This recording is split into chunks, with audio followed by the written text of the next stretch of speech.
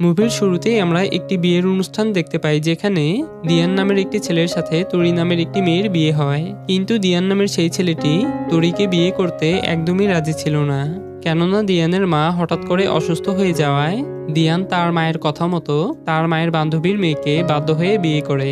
যাই হোক, এরপর যখনই দিয়ান আর তরি বাসায় ফিরে আসে, তখন দিয়ান তরিকে একটি কাগজ দিয়ে বলে, আমরা দুইজন একে অপরের স্বামী স্ত্রী হলেও আজ থেকে তুমি নিচে আর আমি দ্বিতীয় তলায় থাকবো, আর কখনই তুমি স্বামীর প্রতি স্ত্রীর দায়িত্ব পালন করতে এসো না, কেননা আমি সারা নামের একটি মেয়েকে ভালোবাসি। আর তুমি যে কাগজটি দেখতে পারছো সেটি হলো 1 বছরের বিবাহ চুক্তি, আর আমরা দুইজনই 1 বছর পর আলাদা হয়ে যাব।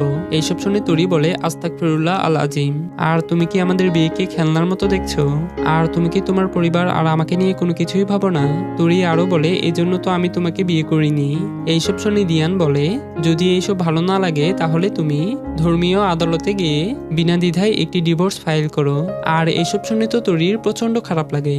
এরপর আমরা দেখতে পাই দিয়ান তার কনস্ট্রাকশনের কাজে গেলে তখন দিয়ান তার কর্মচারীকে বলছিল, আমি যে ডিজাইনটি করেছি সেই ডিজাইনের সাথে তো কোনো কাজই মিলছে না, তাই তোমাদেরকে আরো সতর্ক হতে হবে।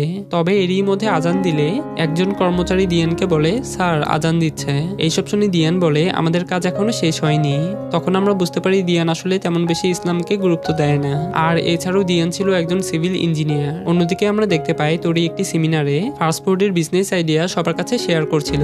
আর এছাড়াও তরি এই ব্যবসায় সফলতাও পেয়েছে। এর কারণে তরি বিভিন্ন সেমিনারে গিয়ে তার বিজনেস আইডিয়াগুলো নতুনদের কাছে শেয়ার করত, যেন তারা খুব সহজেই উপকৃত হয়। তবে এরই মধ্যে আজান দিলে তরির সাথে সাথে সবাইকে বিরতি দেয় নামাজ পড়ার জন্য, এবং কি তরি বাসায় এসে নিয়মিত কোরআন শরীফ তেলাওয়াত করত।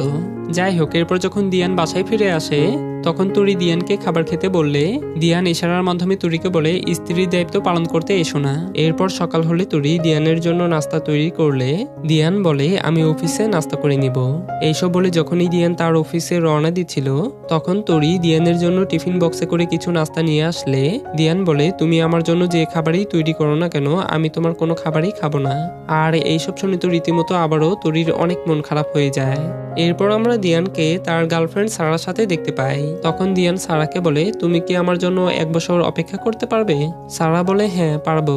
অন্যদিকে আমরা তরির বান্ধবী এমিকে দেখতে পাই, যে কিনা বর্তমান ডিজিটাল যুগের মেয়ে হয়েও এমি সেই অ্যানালগ যুগের মেয়ের মতোই চলাফেরা করত। কেননা যেখানে সবাই দামি দামি অ্যান্ড্রয়েড ফোন চালাতো সেখানে সে বাপদাদার আমলের বাটন ফোন চালাতো। যাই হোক, এরপর এমি তার বান্ধবী তরির কাছে এসে বলে, তরি তোমার এত মন খারাপ কেন, কি হয়েছে? তরি বলে, আমি জানি না। এমি বলে, তোমার স্বামী কি তোমার মন খারাপ করে দিয়েছে? তরি বলে, বলো তো এখন আমার কি করা উচিত? আর সে যেটা চায় আমি কি তাই করব?